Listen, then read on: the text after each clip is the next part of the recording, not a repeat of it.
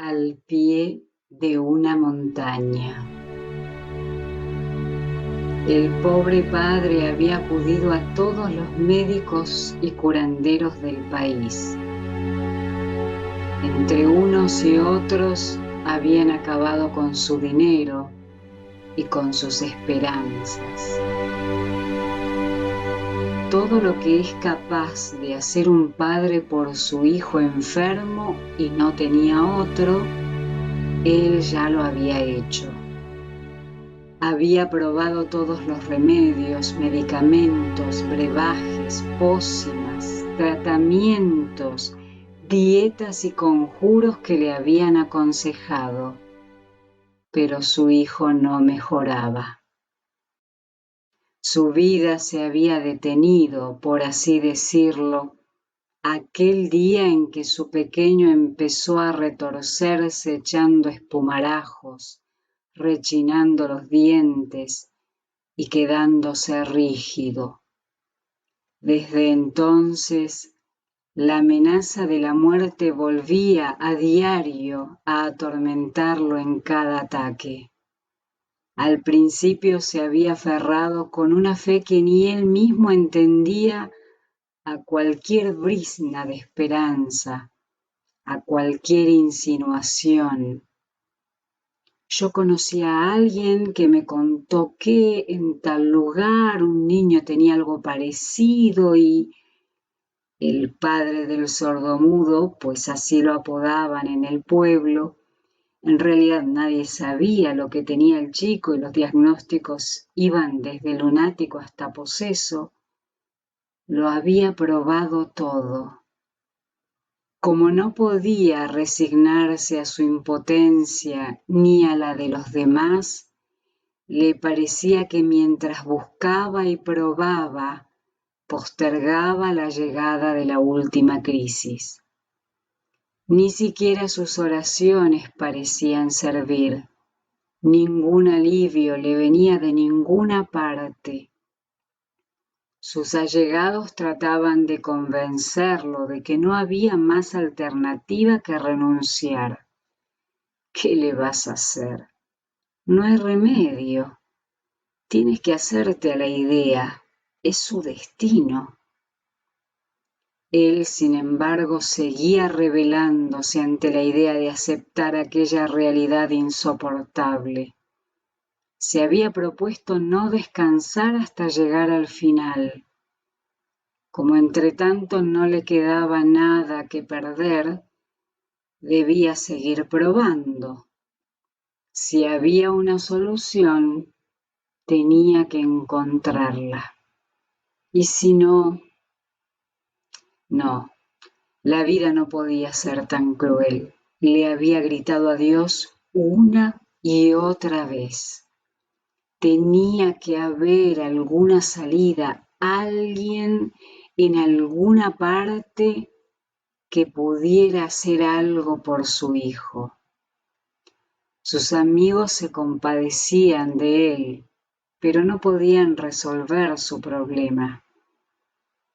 La vida seguía para ellos, para él no, porque aquello no era vida. Él tendría que seguir luchando solo por su hijo, ante la impotencia de los hombres y el silencio de Dios. Así, por si acaso, había llegado hasta el pie de aquella montaña, buscando a un tal Jesús, de quien se comentaban cosas increíbles. Pero Jesús no estaba, y los discípulos que lo atendieron no pudieron hacer nada por él. Cuando finalmente Jesús llega, el padre del sordomudo se halla tan desencantado que no le pide siquiera que sane a su hijo. Le expone, como a tantos otros tantas veces, los síntomas de su enfermedad y se limita a añadir: Señor, si puedes hacer algo, ten compasión y ayúdanos. No deja de ser una dolorosa ironía que Jesús encontrara a sus discípulos discutiendo con los escribas, tan ocupados en dialogar como incapaces de ayudar. Sus profundos discursos, como los nuestros, sobre el escándalo del mal, la muerte de los inocentes o el sufrimiento de los niños, solo consiguen hacer más patente la dificultad humana para luchar contra las injusticias del mundo o simplemente para limitarlas. Jesús se estremece ante aquel insoportable espectáculo. Un niño que se revuelca de dolor, un padre al límite de la resistencia y un grupo de religiosos que teorizan la situación. Agachándose para proteger con sus brazos el cuerpo convulso del pequeño, dice dirigiéndose al Padre: si puedes creer, todo es posible para el que cree. Frase tremenda que el atormentado padre no sabe si interpretar como un estímulo esperanzador, no te preocupes, no tienes más que creer, o como la más desmoralizadora de las respuestas: si no crees, no esperes nada. El hombre se siente tan vapuleado, tan desesperado, que no sabe cómo reaccionar. Para acabar con aquel infierno, ¿bastará con creer? Para salvar a su hijo, ¿podrá hacer algo su fe de padre? Movido por su dolor, grita: creo, pero no sabe lo que dice. Algunas palabras han perdido ya el sentido para él. Ha olvidado lo que significa creer y, demasiado sincero para pretender engañar a Jesús, rectifica su respuesta: Señor, quisiera creer, pero no puedo, no tengo fe. Ayúdame a creer. Esta confesión emociona por su franqueza. Ven en auxilio de mi incredulidad y, según otras versiones, de mi poca fe. Significa: quisiera creer, pero hay algo en mí que me obliga a dudar. Por una parte, pienso, Dios lo puede todo. Por otra me digo, no puede ser. Pero tú, por favor, haz como si yo creyera. Pese a mi falta de fe, ten en cuenta mi deseo de creer. Ayúdame a pesar de que no esté seguro de que me vas a ayudar. ¿Cuántas veces, al igual que a este hombre, nos ha ocurrido también no ver claros los límites de nuestra fe? No estar seguros de si creemos o no. ¿Cuántos no hemos pedido alguna vez, como el padre del sordomudo: Señor, ayúdame a creer? Sin embargo, esta última confesión de impotencia, en la que el hombre reconoce su absoluta incapacidad incluso para esperar, ese último gesto de remitirse enteramente a Dios, es para éste la fe necesaria para que todo sea posible, incluso el milagro. En realidad, no darse por vencido ante el escándalo del sufrimiento, seguir buscando una solución contra el mal cuando nada se encuentra, luchar hasta el límite de las fuerzas solo por amor, ¿no es eso creer? ¿No era ya la fe lo que lo había llevado al padre del sordomudo hasta el pie de aquella montaña, al encuentro de Jesús? ¿Será que la fe humana es siempre imperfecta y que Dios no nos pide más que el deseo sincero de creer? ¿Qué es en realidad la fe? Nosotros damos a esta palabra un sentido eminentemente religioso, pero en las lenguas bíblicas no existe una palabra específica para la fe religiosa. La palabra traducida por fe designa la confianza depositada en una persona porque se la considera digna de ella. El diccionario define la fe como creencia, convicción y certeza. El Evangelio la usa en el sentido de anticipo de lo que se espera, prueba de realidades que no se ven, o, según otras versiones, como la confianza de recibir lo que esperamos, el convencimiento de que algo que no vemos es verdad. Más confianza que creencia, más intuición que convicción, más adhesión que certeza. Quizás adhesión sea la palabra, porque adhesión implica compromiso y entrega, sin que se requiera comprensión total. Es posible confiar en alguien sin comprenderlo del todo. Uno puede ponerse de parte de Dios aún sin entender su silencio. Así se comprende que Jesús pronunciara la frase: al que cree, todo es posible, incluso para sí mismo.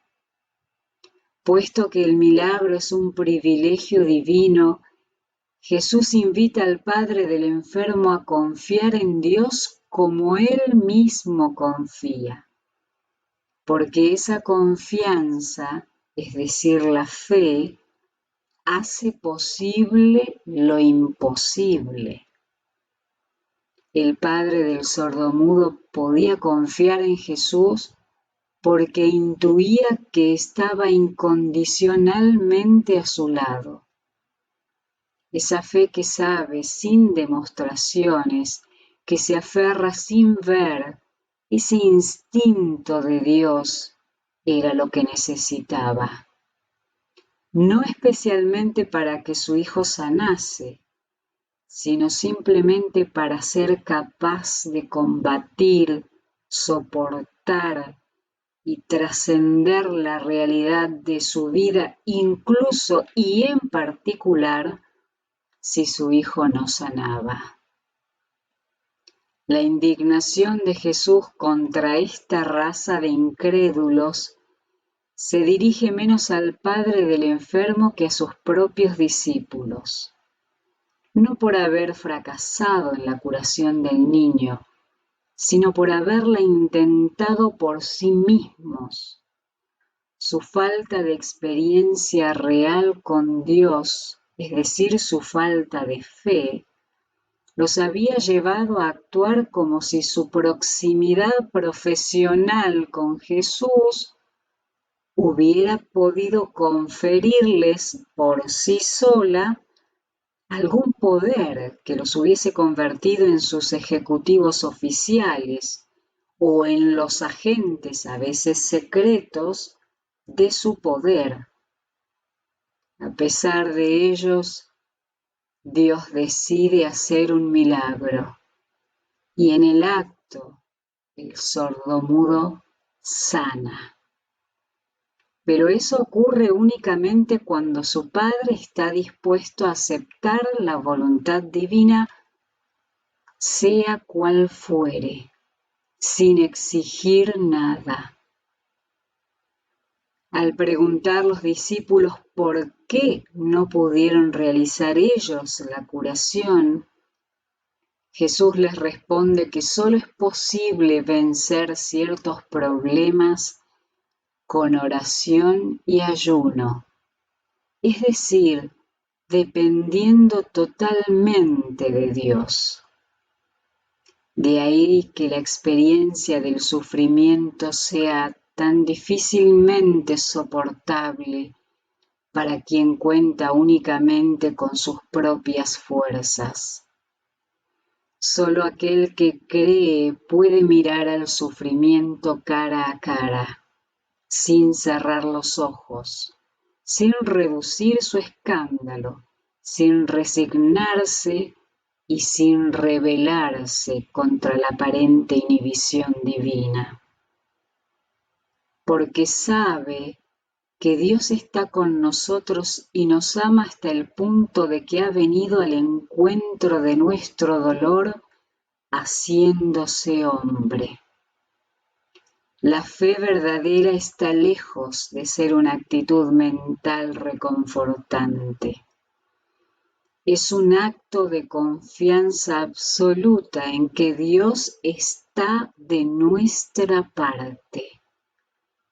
Porque un hombre en cuyo rostro hemos reconocido a Dios ha compartido nuestra miseria y la ha superado para siempre con una dosis de amor mayor que todo nuestro odio. Como profeta de la felicidad y garante de la vida, sus milagros no son más que las arras de la veracidad de sus promesas y de su triunfo final. Por ello, el creyente puede atisbar la vida, el bien y su triunfo definitivo por encima del sufrimiento y de la muerte.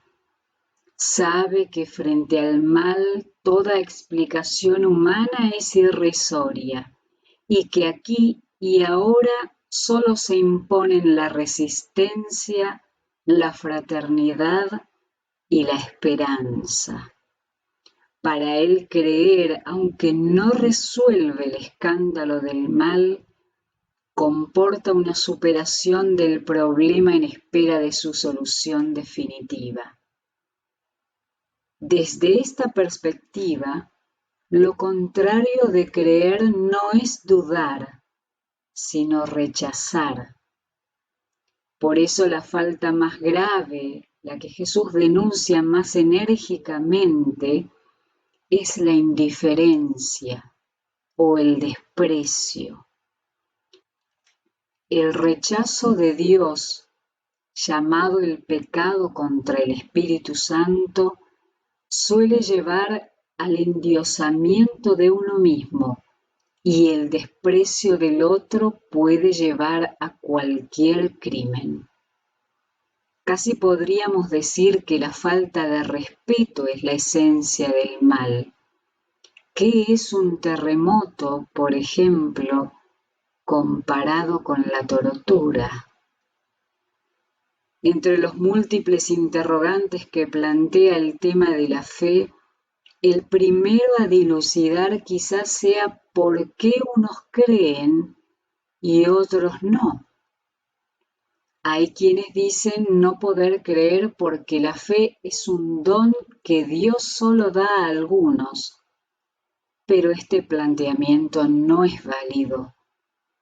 El que la fe sea un don divino no justifica la incredulidad de nadie. También es un don la vida. La idea de que Dios reparte la fe arbitrariamente es ajena a la Biblia. Esta dice claramente que Dios no tiene favoritismos y habla del cupo de fe que Dios ha repartido a cada uno. La medida puede variar, como varía la capacidad pulmonar o el alcance de la mente, pero todos tenemos la posibilidad de percibir a Dios. Creer no es ganar un viaje en un super sorteo cósmico, en el que el afortunado únicamente necesita tener la suerte de estar en la lista. Una vez conseguida la entrada, el bautismo, le basta acomodarse en su lugar y despegar hacia el cielo. La experiencia espiritual nos demuestra que creer no consiste en embarcarse en un viaje definitivo sin esfuerzo y sin retorno. El Evangelio no describe nunca la fe en términos de privilegio, sino en términos de relación. Creer en Dios es vivir en relación con Él. Como toda relación, la fe tiene un inicio, Dios siempre nos sale al encuentro, y progresivamente se va definiendo frente a los acontecimientos de la vida, ante los obstáculos imprevistos y los encuentros decisivos. Más que a un crucero de lujo, se parece a los viajes de los descubridores o de los exploradores.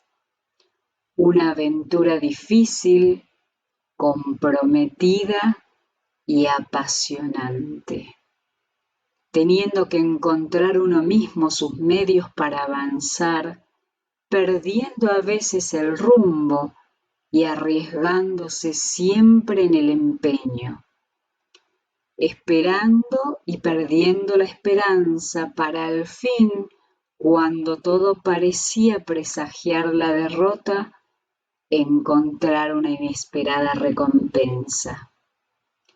La aventura de la fe es una lucha constante contra los límites de la condición humana, pero con la certeza de que la victoria es segura. En esta empresa, Dios no me garantiza librarme de ningún peligro, sino proporcionarme la fuerza para vencerlos. Creer es confiar en el único ser capaz de salvarme de mí mismo y de dar sentido y porvenir a mi vida. Decir que sí a alguien que me acepta sin tener en cuenta mi pasado, que me acompaña transformando mi presente y que me guía inspirando mi futuro. Creer, como vivir un gran amor, es una aventura llena de riesgos e imprevistos, pero también de enormes satisfacciones. Creer como amar es comprometerse en lo más profundo de nuestro ser y decidir compartir la vida con alguien, unirse a él sin reservas, saber que nos ama y amarlo. Puesto que la fe es adhesión, no se encuentra por suerte como una moneda, ni se pierde como una cartera, ni se puede guardar a plazo fijo como un capital en el banco, en tanto que relación es algo vivo, cambiante, que puede crecer y desarrollarse, o languidecer y morir. Al igual que ocurre en el plano de la amistad y del amor humano, si la relación con Dios se limita a las ocasiones obligatorias de encuentro, a las visitas oficiales o de cumplido, la fe acaba muriendo al ir perdiéndose la intimidad. A veces cuesta largos años establecer una relación sólida, pero basta un momento de impaciencia para echarla a perder. Quizás por eso en el mundo en que vivimos, en que nadie tiene tiempo para el otro y falta tanto la paciencia, haya cada vez menos creyentes. Aunque proliferan las fes sucedáneas, el mundo poscristiano está perdiendo la fe, y a un ritmo tal que el propio Jesucristo se preguntaba si a su regreso quedaría fe en la tierra. Lamentablemente, parte de la responsabilidad de esta situación recae sobre algunos de los que se llaman cristianos. Un universitario me escribía: ¿cómo se puede aceptar dentro de una misma iglesia al obispo X que apoya la guerrilla en cierto país de Hispanoamérica y al obispo Y que la condena? Uno sostiene a la clase dominadora y el otro ha muerto por librar a los obreros de esa opresión. ¿Cómo se puede entender que el gran propietario capitalista y el obrero al que éste explota se vayan en paz después de asistir juntos a los mismos servicios religiosos, unos para seguir explotando y otros para ser explotados, y así todas las semanas? Permítame que le diga que todo esto me hace perder la fe. Abandonar la iglesia es para mí la única salida honesta. Duele pensar que alguien pueda romper con la iglesia, abandonar la religión o perder la fe por fidelidad a su conciencia ante el escándalo de unos mal llamados cristianos. Es lamentable, pero muy humano, que los creyentes lleven el tesoro de su fe en recipientes tan burdos que desvirtúen el valor de su contenido. Pero es aún más doloroso que quienes buscan a Dios abandonen su empresa repelidos por presuntos representantes suyos. En sus cartas a Timoteo, Pablo da como primera razón de esta crisis de fe la deformación de las enseñanzas divinas. En los últimos tiempos, algunos abandonarán la fe escuchando espíritus engañadores y a doctrinas falsas. Solo el descubrimiento de la revelación divina puede resolver la confusión provocada por la proliferación de creencias extrañas. La segunda razón tiene que ver con los argumentos de la falsamente llamada ciencia, por la cual algunos se desviaron de la fe. Hay teorías que presentan ciertas argumentaciones materialistas como las únicas válidas para explicar los enigmas del origen y del sentido de la vida. Con ellas se induce a pensar que la noción de Dios corresponde a un estado prelógico de la evolución del pensamiento, hoy superado por las personas suficientemente cultas. Un estudio imparcial sobre la diferencia entre hipótesis y hecho probado situaría la cuestión sobre una base más científica y abriría las puertas a la posibilidad de otras explicaciones. La tercera razón del abandono de la fe, según Pablo, es la secularización de una sociedad materializada. Los que quieren hacerse ricos caen en tentaciones y trampas y en mil afanes insensatos y funestos que hunden a los hombres en la ruina y en la perdición, porque raíz de todos los males es el amor al dinero, Por esta ansia, algunos se desviaron de la fe y se infligieron 1000 tormentos. De un modo muy realista, Pablo pone en guardia contra los peligros de dar obsesiva prioridad a los bienes materiales. El hombre no puede vivir solo de pan. Cerrarse a la dimensión espiritual de la vida es una auténtica mutilación. Podríamos señalar muchos más factores que tienden a apartar de la fe, pero no encontraríamos ninguno que fuese independiente de nosotros y por tanto suficiente para justificar nuestra ruptura con Dios. Afortunadamente, la fe se puede descubrir y cultivar del modo más sencillo. Cuando Dios nos sale al encuentro, abrirnos a su influencia, aunque solo sea diciendo ayúdame a creer, ya es hacer un acto de fe. Aunque no experimentemos ninguna vivencia especial, cada invitación interior a buscar el sentido de la vida, cada vez que experimentamos la nostalgia del ideal o el deseo de hacer algo bueno por alguien, estamos escuchando la llamada de la fe.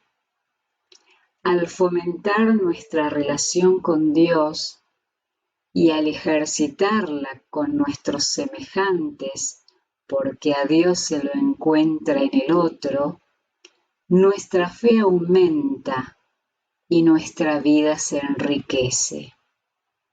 Entonces hasta las dificultades de cada día nos ayudan a unirnos más a Él, porque si bien no siempre nos aleja la tempestad, siempre está dispuesto a ayudar al que lucha contra ella. Y si no siempre protege al barco, siempre puede proteger al marinero. Por eso, al final del relato, Jesús dice a sus discípulos: si tuvierais fe como un grano de mostaza, podríais desplazar montañas. Con estas palabras les recuerda lo esencial de su relación con Dios, que aunque comience muy tímidamente, se mantenga viva. Porque si con el trato dejamos que eche raíces, se irá convirtiendo, como en la parábola, en un árbol capaz de quebrantar con su fuerza nuestras montañas de problemas. No existe una fórmula mágica para creer, ni para solucionar los conflictos, ganar el cariño de alguien o educar a los hijos. Lo que existe es la posibilidad de querer por encima de todo, no separarnos de quien amamos. Si nuestra relación con Dios es prioritaria, si como el padre del sordomudo le traemos los problemas que llevamos a cuestas, podemos estar seguros de que nos ayudará a resolverlos o a sobrellevarlos. Y así, nuestra fe no cesará de crecer, lo cual, en los tiempos que corren, no deja de ser ya un milagro.